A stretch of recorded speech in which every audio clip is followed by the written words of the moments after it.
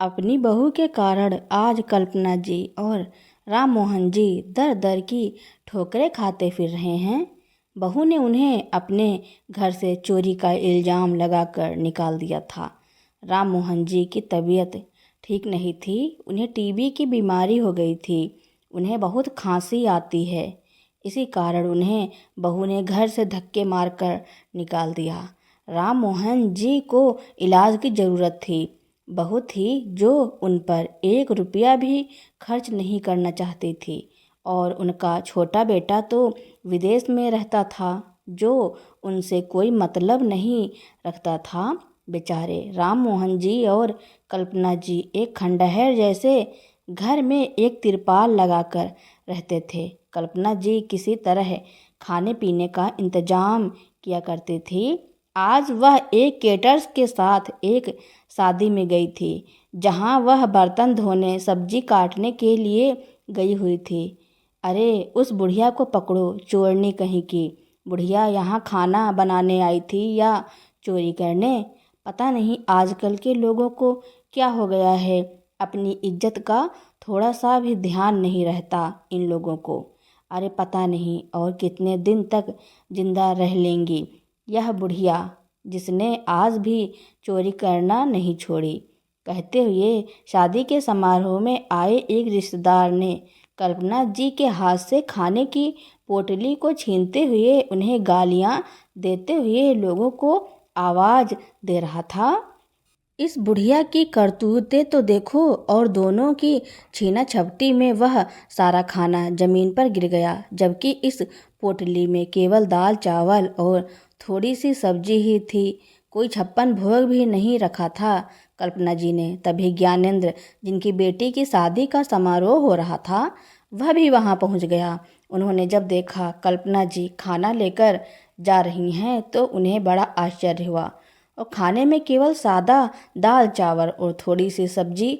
उन्होंने खाने को बड़े ध्यान से देखा तो उन्होंने अपना दिमाग लगाया कि आखिर यह औरत सिर्फ सादा खाना ही लेकर क्यों जा रही थी, वह भी छुपा कर, जबकि यहाँ तो 56 भोग, एक से बढ़कर एक नई डिश बनी हुई हैं। हो ना हो जरूर यह मजबूरी की मारी हैं। और उसने याद करने की कोशिश किया कि यह कौन हो सकता है, क्योंकि उनका चेहरा उसे कुछ जाना पहचाना सा लग रहा था। तब उसे याद आया कि अरे यह तो कल्पना चाची हैं, उनके पड़ोस में ही रहती थी। जब चाची की शादी होकर आई थी तब ज्ञानेंद्र बहुत छोटा था, लेकिन रोजी रोटी कमाने के माँ बाप सब गांव से शहर गए तो वहीं के होकर रह गए। लेकिन कई सालों बाद भी अपने दिल के करीबों से मिलने पर भी एक दूसरे को नहीं पहचान पा रहे थे। ज्ञानेंद्र तो छोटे से बड़ा हो गया, इसलिए चाची ने नहीं पहचाना, लेकिन जब ज्ञानेंद्र ने अपने दिमाग में जोर डाला तो वह उन्हें पहचान लिया। वह उन्हें देखकर खुशी से उछल पड़ा। अरे यह तो कल्पना चाची हैं, जो किसी समय अपने इलाके के सूबेदार की पत्नी हुआ करती थी, जहां 10 नौकर 24 घंटे खाना खाकर पड़े रहते थे। और ज्ञानेंद्र कल्पना जी को बचपन से जानते थे कि वह कितनी दयालु और सबकी लोकप्रिय मुखिया हुआ करती थी, जिनका निर्णय सर आंखों पर हुआ करता था। लेकिन उनकी ऐसी दुर्दशा उसे कुछ समझ में नहीं आ रहा था। उसने उस समय तो किसी से कुछ भी नहीं कहा, लेकिन वहाँ काम कर रहे एक सहयोगी से कहकर उनके लिए फिर से दाल चावल और सब्जी परोसकर मंगवाया और सम्मान पूर्वक उन्हें दिलवाया। दरअसल कल्पना जी उस शादी समारोह में केटरर के साथ सब्जी काटने और खाना बनाने में मदद करने के लिए मजदूर के रूप में वहां गई हुई थी, लेकिन उन्हें कुछ याद आते ही उन्होंने वैसी हरकत की थी। जब यह बात केटरर को पता चली तो उसने उसे खूब डांटा, लेकिन ज्ञानेंद्र जी उसे समझाते हुए कहा, भाई कोई बात नहीं, जब मुझे कोई आपत्ति नहीं है तो आप क्यों उन्हें डांट रहे हैं। और भी कुछ कहने ही वाले थे, लेकिन किसी ने उन्हें बुलाकर अंदर ले गया। थोड़ी देर में कल्पना जी अपनी गर्दन झुकाए, चेहरे को अपने पल्लू से ढके, आंखें नीचे किए हुए चुपचाप वहीं पहुंच गई। जहाँ अन्य मजदूर सब्जी काट रहे थे। सभी लोग उन्हें घृणा की दृष्टि से देख रहे थे, लेकिन उस केटरर ने उन्हें और जलील करना उचित नहीं समझा और उसने उन्हें कुछ नहीं कहा। उस दिन का सारा काम निपटाकर कल्पना जी ने भी सभी लोगों के साथ भरपेट खाना खाया और उस केटरर के कहने से थोड़ा सा खाना फिर से लेकर चली गईं। ज्ञानेंद्र भी अपनी बेटी की शादी में इतना व्यस्त हो गया कि उसे याद ही नहीं रहा कि उसे बाद में कल्पना जी से आराम के साथ मिलकर बातें करना है। लेकिन जब तक उसके घर के समारोह होते रहे तब तक बहुत देर हो चुकी थी और वह वहाँ से जा चुकी थी। केटरर भी अपना सारा सामान लेकर जाने लगा।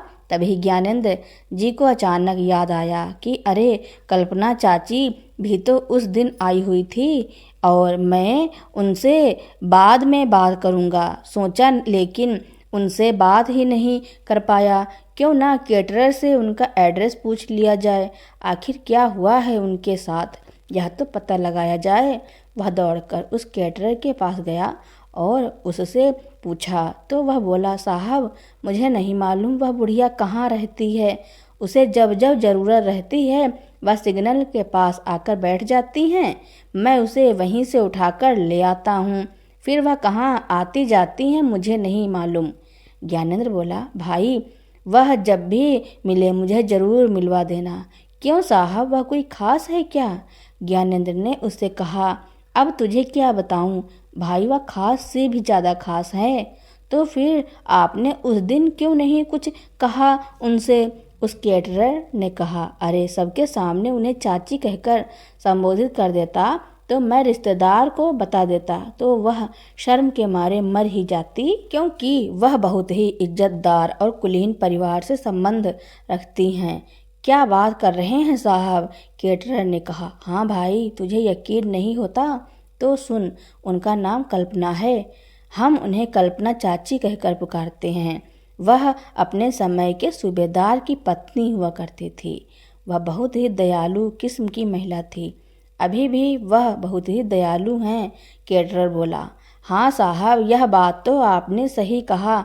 तो अम्मा जब जब काम पर आती हैं वहाँ का खाना इतना स्वाद और मज़ेदार बनता है कि लोग तारीफ़ किए बिना नहीं रह पाते और हमारे मजदूर के बीच भी कभी भी खटपट नहीं होती। इधर कल्पना जी के पति सूबेदार राम मोहन जी, जो कि अब नाम के ही सूबेदार रह गए थे, वह एक खंडहर नुमा मकान में जीवन और मौत की लड़ाई लड़ रहे थे। कल्पना जी उनके पास थोड़ा सा खाना रखकर उनके लिए दवाई लेने गई हुई थी। उसी समय उन्हें खांसी इतनी जोरों की आई कि वह उस खांसी के अटैक को बर्दाश्त नहीं कर पाए और चारों हाथ पैर को झटपटाने लगे, जिसके कारण उनके पास रखा हुआ खाना भी नीचे गिरकर बिखर गया, जो खाने लायक नहीं रह गया। जब कल्पना जी दवाई लेकर वापस आई तो देखा राम मोहन जी बेहोश पड़े हुए हैं और उनके आसपास रखे सामान बिखरे हुए हैं, तो वह बहुत घबरा गई। वह बदहवास सी रोती हुई और रिक्शे के लिए सड़क की ओर भागी ताकि उसके पति को जल्दी से जल्दी अस्पताल लेकर जा सकें। तभी इत्तेफाक से ज्ञानेंद्र जी अपनी कार से उसी तरफ किसी काम से जा रहे थे। कल्पना जी को इतना भी ध्यान नहीं था कि सामने से कार आ रही है। वह ज्ञानेंद्र जी की कार के सामने आ गई।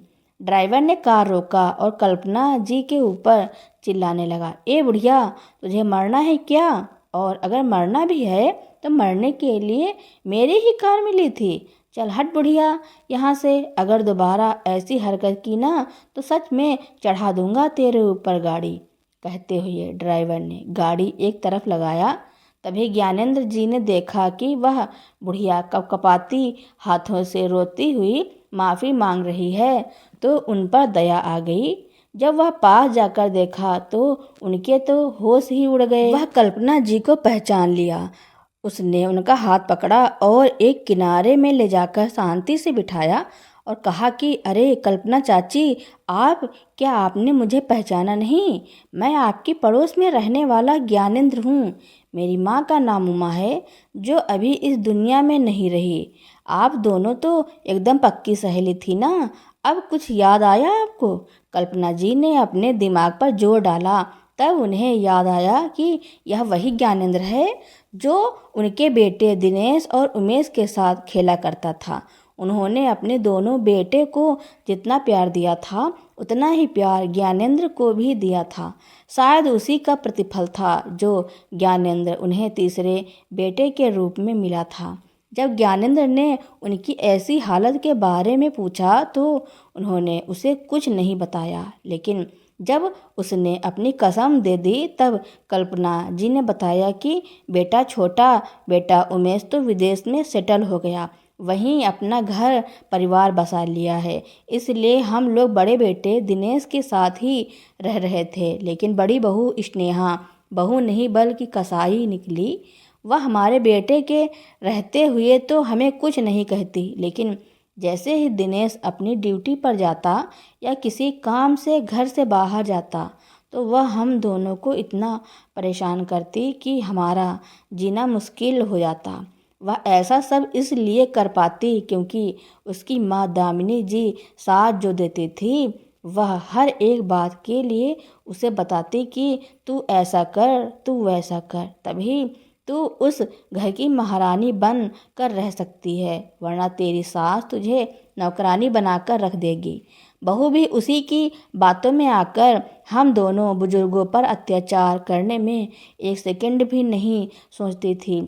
जैसे ही सुबह होता बहू मुझे घर के काम में लगा देती। वैसे ही दिनेश के पिता को भी बाहर से दूध लाना, सब्जी लाना, बच्चों को स्कूल बस तक पहुंचाना, गार्डन की साफ सफाई, ये सारे काम करवाती। और अगर हम दोनों में से एक की भी तबीयत खराब हो जाती तो वह हमें काम ना करना पड़े इसलिए बहाने बनाने का इल्ज़ाम लगाती और कामचोर कहकर और भी ज़्यादा काम करवाती। और अगर हमने थोड़ी सी भी ना नुकुर की तो वह हाथ भी उठा देती और धक्का दे देती कि अगर दिनेश को बताया तो खाना पानी तो बंद ही कर देंगे। हम दोनों बूढ़े हो चुके थे, इसलिए डरते थे कि अब इस उम्र में आखिर कहाँ जाएंगे, इसलिए दिनेश से कुछ नहीं कहते थे। लेकिन हद तो तब हो गई जब एक दिन दिनेश को ऑफिस की तरफ से किसी काम के सिलसिले से विदेश जाना था और वह 2 महीने बाद ही वापस आने वाला था। उसने मिठाई का डिब्बा लाकर सबसे पहले हमारे हाथों में थमाया और कहा कि माँ, पिताजी, आपके बेटे का प्रमोशन होने वाला है, लेकिन 2 महीनों के लिए विदेश जाना होगा। उसके बाद वापस आते ही मेरा प्रमोशन हो जाएगा और मेरी तनख्वाह 3 गुना बढ़ जाएगी। माँ, फिर हमें किसी भी चीज़ की कोई कमी नहीं होगी। माँ, पिताजी, आप दोनों खुश तो है ना? हम दोनों बेटे के विदेश जाने की बात सुनकर दुखी तो हुए, लेकिन उनकी तरक्की में रोड़ा हम कैसे बन सकते थे? इसलिए हमने उसे खुशी खुशी विदेश जाने के लिए आशीर्वाद दे दिया। हमारा बेटा अभी भी विदेश में ही है, लेकिन बहू ने बेटे के जाते ही इतना अत्याचार करना प्रारंभ किया, कहते हुए फपक फपक कर रोने लगी। तभी ज्ञानेंद्र जी ने कहा, अरे चाची, आप रोइए मत। और चाचा कहाँ हैं? अब आपका बेटा आपके पास है। आपके दोनों बेटे विदेश में हैं तो क्या हुआ, यह तीसरा बेटा है ना आपके पास। अब यह समझ लीजिए कि आप लोगों के दुख के दिन खत्म। आगे बताइए कि भाभी ने आपके साथ और क्या किया। तभी कल्पना जी बोली, बेटा, बहू ने घर के कामवाली को हटा दिया और सुबह सुबह मुझे घर के सारे काम करवाती और अब अपने ही घर के काम करने में कैसी शर्म कह के खुशी खुशी कर भी रही थी। लेकिन तेरे चाचा की तबीयत ठीक नहीं थी, उन्हें लगातार खांसी आ रही थी। दिनेश जब घर में था तभी से खांसी आ रही थी। उसने अपने पिताजी के इलाज के लिए कहा भी, लेकिन बहू ने कहा, अरे आपको बाबूजी के इलाज की चिंता करने की कोई ज़रूरत नहीं है। मैं हूँ ना, मैं अच्छी तरह से देखभाल कर रही हूँ। बाबूजी की और माँ जी की भी। आपको मेरे ऊपर भरोसा नहीं है क्या? या सिर्फ आपके ही माँ बाबूजी हैं और हमें धमकी दे रही थी कि अगर हमने मुंह भी खोला तो वह हमें घर से धक्के मारकर निकाल देंगी। इसलिए हम लोग डर के कारण दिनेश से कुछ भी नहीं बोल पाए और उसके सामने खुश रहने का नाटक करने लगे। एक दिन बहू ने अपनी सारी सहेलियों को बुलाकर घर में किटी पार्टी रखी थी, जिसमें उसकी माँ और उसकी बहन लोग भी आए हुए थे। तेरे चाचा को बहू ने कहा था कि वह अपने कमरे से ना निकले और मुझे रसोई में उनके लिए नाश्ता बनाने के लिए लगा दिया। मैं नाश्ता बनाने में लगी रही और उधर तेरे काका को इतनी खांसी आई कि उन्हें उल्टियाँ होने लगी और वह पानी मांगने के लिए बाहर निकल गए और थोड़ी उल्टी बाहर भी हो गई। अब क्या था, बहू का गुस्सा तो सातवें आसमान पर चढ़ गया। उसने गुस्से से आंखों के इशारे में मुझे उन्हें अंदर ले जाने के लिए कहा। मैं जल्दी जल्दी उन्हें पकड़कर अंदर ले गई, उन्हें पानी दिया और उनकी उल्टी को साफ किया। उसके सभी सहेलियां नाक मुंह सिकोड़ने लगी। किसी ने कहा, छी छी यार स्नेहा, तू इन गंवार के साथ कैसे रह लेती है। किसी ने कहा, यार यह लोग तो नौकर रखने के लायक भी नहीं हैं, फिर तो तू उन्हें झेल क्यों रही हो। किसी ने कहा, यार मैं तो ऐसे पागल लोगों को एक सेकंड की भी बर्दाश्त नहीं कर सकती। तभी किसी ने कहा, यार स्नेहा, आखिर यह लोग कौन हैं जो तुम इन्हें अपने माथे पर बिठाकर रखी है। तभी बहू ने कहा, यार यह लोग मेरे पति के गांव के लोग हैं जो बहुत ही गरीब हैं, इसलिए मेरे पति ने इन पर तरस खाकर नौकर के रूप में काम पर रख लिया है। लेकिन बस अब और नहीं। लेकिन तुम लोग इन गंवार के कारण अपना मूड खराब मत करो यार, चलो अपनी पार्टी एंजॉय करो। कहते हुए बहू ने सभी के साथ उस दिन की पार्टी एंजॉय तो किया, लेकिन पार्टी खत्म होते ही वह मुझसे बोली, ए बुढ़िया, चल उठ, सारे बर्तन साफ कर। और इधर तेरे चाचा की इतनी ज़्यादा तबीयत खराब थी कि उन्हें छोड़कर जाने का मेरा बिल्कुल भी मन नहीं था। इसलिए मैंने भी कह दिया कि बहू, तेरे बाबूजी की तबीयत इतनी खराब है और तुझे सिर्फ काम की ही पड़ी है, काम तो बाद में भी हो जाएगा। बहू चलो, पहले तुम्हारे बाबूजी को अस्पताल लेकर चलते हैं, उनकी हालत बहुत ही नाजुक हो गई है, थोड़ी तो दया कर।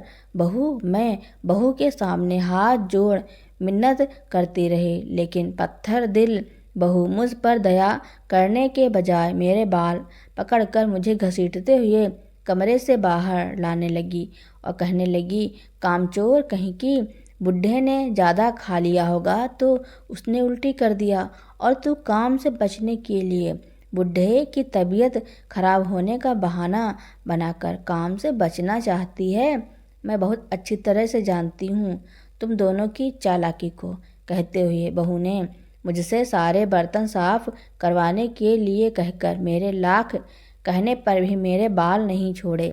रोती रही और सारे बर्तन साफ करती रही और जब फिर से सारे घर की साफ सफाई करने के लिए बोली, तब तेरे चाचा ने गिड़गिड़ाते हुए कहा, बहू कुछ तो रहम करो, अपने बूढ़े सास ससुर पर, मुझे अस्पताल लेकर चलो, वाकई मुझे ठीक नहीं लग रहा है। तभी बहू की माँ बोली, देख बेटी, अभी तो दामाद जी भी घर पर नहीं है और तू कहाँ से पैसे लाएगी इस बुढ़े बुढ़िया के इलाज के लिए। ऐसा कर, धक्के मारकर घर से बाहर निकाल कर फेंक दो, तेरी बला से कहीं भी जाए और कहीं भी मरे, तुझे क्या। दामाद जी आएंगे तो कह देना इन दोनों ने तुझसे झगड़ा करके घर से सोना चांदी और सारे रुपए पैसे चोरी करके रात के अंधेरे में कहाँ चले गए, तुझे पता ही नहीं चला। तभी बहू की बहन बोली, हाँ दीदी, यह सही आइडिया दिया है मम्मी ने, और तीनों खिलखिलाकर हंस पड़े। फिर क्या था, बहू भी कहीं पीछे हटने वाली थी। वह भी अपनी माँ और बहन की बातों में आकर उन दोनों को घर से धक्के मारकर बाहर निकाल दिया। अब बाहर ठंड अधिक होने के कारण तेरे चाचा की बहुत ज़्यादा तबीयत खराब हो गई, इसलिए मैंने एक रिक्शे को रुकवाकर तेरे चाचा को उसमें बिठाया सरकारी अस्पताल में ले गई। वहाँ जाकर पता चला कि उन्हें टीबी और शुगर हो गया है। शुगर के कारण उन्हें बहुत ज़्यादा भूख लगती है। बेटा, सरकारी अस्पताल में एक डॉक्टर हैं, डॉक्टर रोहित शर्मा, जिन्हें तेरे चाचा ने बचपन में पढ़ाने के लिए पैसे दिए थे, जिसकी बदौलत ही वह पढ़ाई में आगे बढ़ पाया था। वह भी तेरे चाचा को तुरंत ही पहचान लिया, इसलिए उस डॉक्टर ने उनका इतना अच्छा इलाज किया कि वह अब बहुत हद तक ठीक हो गए हैं। लेकिन भूख पर अभी भी उनका काबू नहीं है बेटा, और हमारी आय का कोई साधन नहीं है कि मैं उन्हें समय पर पौष्टिक खाना दे सकूं। ज्ञानेंद्र ने कहा कि डॉक्टर रोहित ने आप लोगों के इलाज के अलावा और कोई सहायता नहीं की। नहीं बेटा, रोहित तो कह रहा था कि हम उनके घर पर ही जाकर रहें, लेकिन तेरे चाचा की खुददारी ने रोक लिया और उन्होंने मना कर दिया। लेकिन रोहित शर्मा ने कहा है कि हमें अगर कोई भी परेशानी होती है तो उसे बताएं, लेकिन हमने उसे कुछ भी नहीं बताया। यह सब तो हम तुझे भी नहीं बताने वाले थे, लेकिन नसीब को यही मंजूर था, इसलिए शायद तेरे सामने यह सब बात खुल गई, वरना हमारी उम्र ही कितनी बची है। अब हमें अभी भी मौत आ जाए तो कोई गम नहीं है बेटा। ज्ञानेंद्र भी थोड़ी देर तक तो सोचता रहा, फिर बोला, कहाँ कि आप मेरी कार में बैठिए और चाचा कहाँ हैं, हमें वहीं लेकर चलिए। तभी कल्पना जी ने एक टूटे फूटे खंडहर हो चुके मकान के पास उन्हें लेकर गई, जहाँ उनके पति राम मोहन जी दर्द से कराह रहे थे। उनकी हालत इतनी खराब थी कि वह खांस भी नहीं पा रहे थे। ज्ञानेंद्र ने जब उनकी हालत देखा तो अपने आंसू रोक नहीं पाए। वह उन्हें जल्दी से उठाया और फिर से उस डॉक्टर रोहित शर्मा को फ़ोन लगाया और उनकी तबीयत के बारे में बताया। तो डॉक्टर रोहित शर्मा भी बिना देरी किए उनके इलाज के लिए तैयार हो गए। ज्ञानेंद्र ने डॉक्टर रोहित को भी उनकी हालत के बारे में बता दिया। तभी दोनों ने मिलकर उनके लिए रहने की व्यवस्था की। अब दोनों ने मिलकर राम मोहन जी की इतनी सेवा की कि वह बहुत ही जल्दी ठीक हो गए। अब तो राम मोहन जी ने डॉक्टर साहब को ज्ञानेंद्र दोनों के सामने अपनी इच्छा प्रकट की कि कुछ काम करना चाहते हैं ताकि वह अपना और अपनी पत्नी का पेट भर सके। उनकी बातों को सुनकर उन दोनों ने उन्हें बहुत समझाने की कोशिश की कि अब उनकी उम्र काम करने की नहीं रह गई है। आपके बेटों ने साथ नहीं दिया तो क्या हुआ, हम दोनों आपके बेटे आपकी दो भुजाओं के समान हैं, आपको किसी भी चीज़ की कमी नहीं होने देंगे। लेकिन राम मोहन जी ने कहा, बेटा, मैं तुम्हारे विचारों और तुम्हारे प्यार से सराबोर और प्रस्ताव का सम्मान करता हूँ, लेकिन तुम ही सोचो, जो इंसान जीवन भर काम करके खाया है और वह अभी आराम फरमाए तो बताओ उनके हाथ पैर जाम नहीं हो जाएंगे। इसलिए मेरे बच्चों, मैं तुमसे विनती करता हूँ कि मेरे लिए छोटे मोटे काम ढूंढ दो। तो मजबूरन ज्ञानेंद्र ने अपने पास ही उन्हें काम पर रख लिया। ज्ञानेंद्र उस शहर का जाना माना व्यापारी था, इसलिए उसने एक शोरूम को राम मोहन जी के हिस्से में ही डाल दिया कि वहीं उस शोरूम का लेन देन हिसाब किताब देखेंगे। बाकी और अन्य कामों के लिए सुपरवाइज़र और भी अन्य कर्मी रखे थे। राम मोहन जी अनुभवी व्यक्ति थे।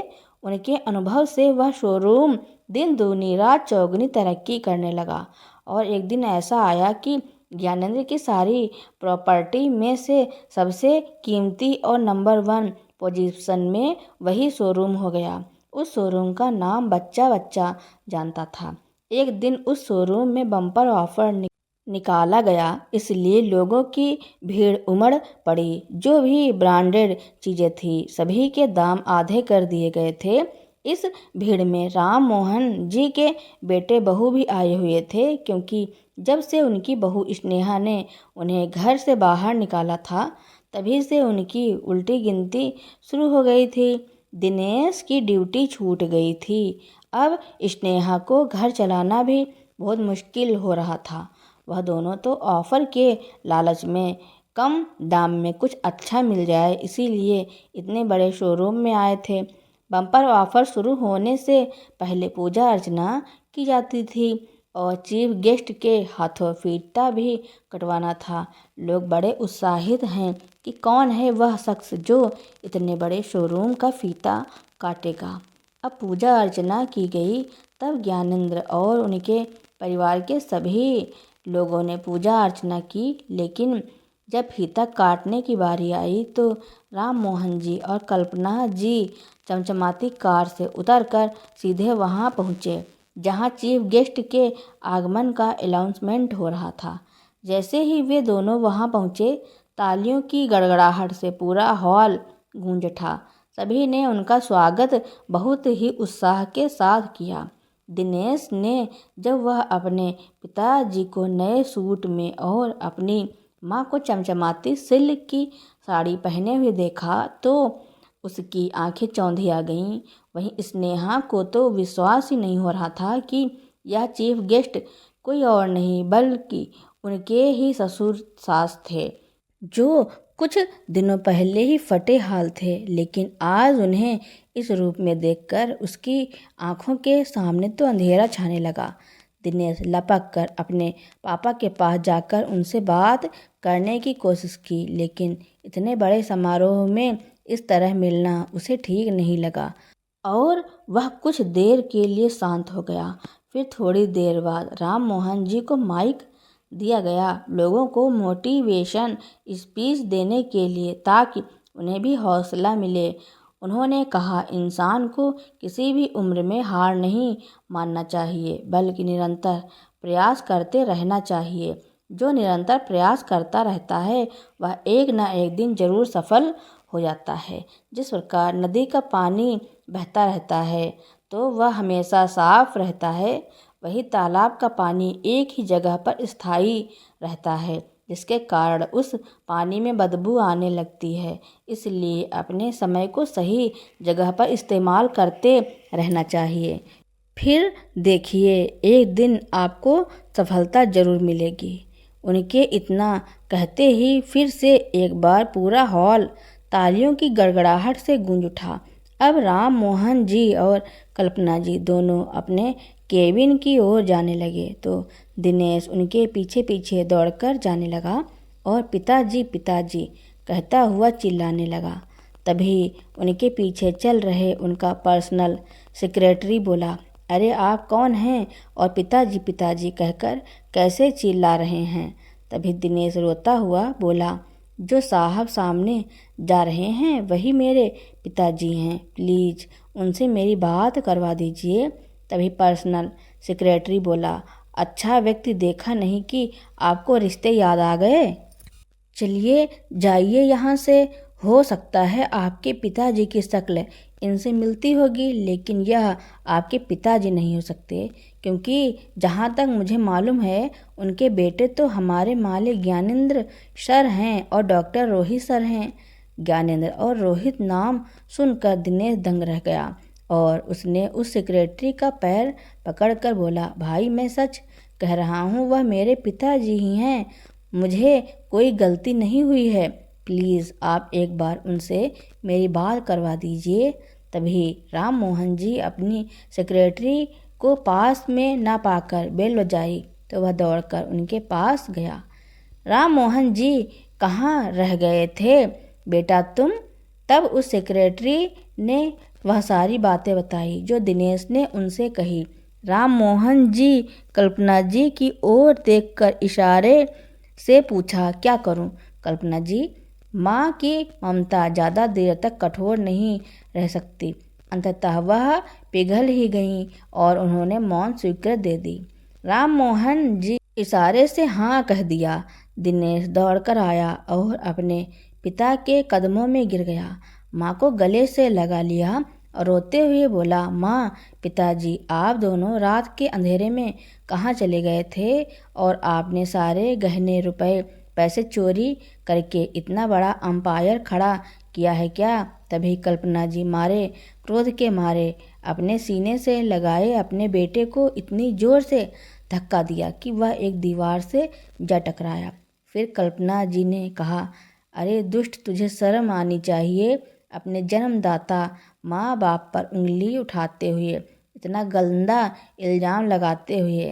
तेरा इतना बड़ा इल्ज़ाम लगाने से पहले हमारे कान बहरे क्यों नहीं हो गए और तुझ जैसे नमक हराम बच्चे को देखने से पहले हमारी आंखें फूट क्यों नहीं गई? अगर अपनी सलामती चाहता है तो तू यहाँ से अभी के अभी निकल जा, वरना गार्ड को बुलाकर इतना मार मार कर बाहर निकलवा दूंगी कि शायद सांस लेने लायक और पानी पीने लायक भी न बचेगा। माँ की ऐसी तीखी बातें सुनकर दिनेश दंग रह गया। मतलब स्नेहा ने उसे झूठ कहा था। तब उसने अपने माँ बाप को रो रो कर बताया कि वह 2 महीने बाद जैसे ही विदेश से आया, उसकी पत्नी ने उसे बताया कि उसके माँ बाप रात के अंधेरे में ही घर में जितने भी सोना चांदी पैसे रखे हुए थे, सारे को चुरा कर रातों रात कहीं गायब हो गए। उसे पता ही नहीं चला और बदनामी के डर से उसने पुलिस को कंप्लेन नहीं किया। लेकिन जैसे ही वह विदेश से वापस आ रहा था, उसका जितना भी काम किया हुआ था वह एक पेन ड्राइव में रिकॉर्ड था। वह पेन ड्राइव ही चोरी हो गई, जिसके कारण उसे उसकी कंपनी से निकाल दिया गया। अब तो उसे भर पेट खाने के लिए भी बहुत ही जद्दोजहद करनी पड़ती है। तभी वहाँ ज्ञानेंद्र आ गया और दिनेश से बोला, अरे तुम कौन हो भाई और मेरे पिताजी के केबिन में क्या कर रहे हो? दिनेश बोला, ज्ञानेंद्र भाई, तूने मुझे पहचाना नहीं? मैं दिनेश, तेरे बचपन का यार। हम दोनों बचपन में एक दूसरे के बिना नहीं रहते थे यार। हाँ, और आज बच्चे आने के बाद दोस्त तो क्या, माँ बाप को ही भूल गया, कहकर ज्ञानेंद्र ने दिनेश को 2 थप्पड़ उसके गाल पर जड़ दिया। तभी राम मोहन जी बोले, हाँ बेटा, यह मुझे पहले ही कर देना था, तब शायद हम लोगों को दर दर की ठोकरें नहीं खानी पड़ती और ना ही हम लोग चोर कहलाते। इसने एक बार भी अपने माँ बाप को ना ढूंढने की कोशिश की, ना ही यह पता लगाने की कोशिश की यह क्या सच में इसके माता पिता चोरी कर सकते हैं या कोई और। अब दिनेश को समझ में आ गया कि उसकी पत्नी की माँ और बहन नए नए गहने कहाँ से पहनते हैं। तब दिनेश को उस कुर्सी पर बिठाया और वह सारी बातें बताई कि किस तरह उसके माँ पिताजी को उसकी पत्नी ने घर से धक्के मारकर बाहर निकाल दिया और यह दोनों बुजुर्ग बीमारी की हालत में भी कितनी परेशानियों का सामना करके आज इस मुकाम तक पहुंच गए। अब दिनेश सारा माजरा समझ गया। यह स्नेहा उसकी माँ और बहन की चाल थी और उससे झूठ बोल दिया गया था कि दिनेश जब अपने पिता के केबिन से बाहर आया तब स्नेहा अपनी बहन और माँ के साथ थी। उसने जैसे ही अपने ससुर को इतने बड़े पोजीशन में देखा तो उसकी आंखों के सामने अंधेरा छा गया और उसका पूरा शरीर शिथिल पड़ गया और वह वहीं पर लुढ़क गई। उसकी माँ बहन शॉपिंग करना छोड़कर उसे अस्पताल लेकर गई तो डॉक्टर ने बताया कि उसे लकवा हो गया है, जिसके कारण ही वह बोल भी नहीं पा रही थी और ना ही वह हाथ पैर हिला पा रही थी। अब दिनेश गुस्से से भर गया तो देखा स्नेहा घर पर नहीं थी। उसने देर रात तक इंतजार किया। जब देर रात तक वह नहीं पहुंची तो उसने अपनी सासू माँ को फ़ोन लगाया। तब उन्होंने बताया कि उन्होंने स्नेहा को अस्पताल लाया है और उसे लकवा हो गया है। दिनेश जब अस्पताल पहुंचा तो स्नेहा सिर्फ आंसू बहा रही थी। वह ना ही बोल पा रही थी और ना ही हाथ पैर हिला पा रही थी। तभी प्रकाश ने इसकी सूचना अपनी माँ को दिया। कल्पना जी अस्पताल पहुंची तो अपराध बोध से ग्रसित सिर्फ आंसू बहा रही थी। कल्पना जी ने डॉक्टर रोहित को उनका इलाज करने के लिए कहा और वह जल्दी ही ठीक भी हो गई। अब स्नेहा अपने सास ससुर से उनके पैरों में गिरकर माफ़ी मांगने लगी। दिनेश भी अपने माँ पिताजी को अपने साथ चलने के लिए कहता रह गया, लेकिन वह दोनों उनके साथ नहीं गए।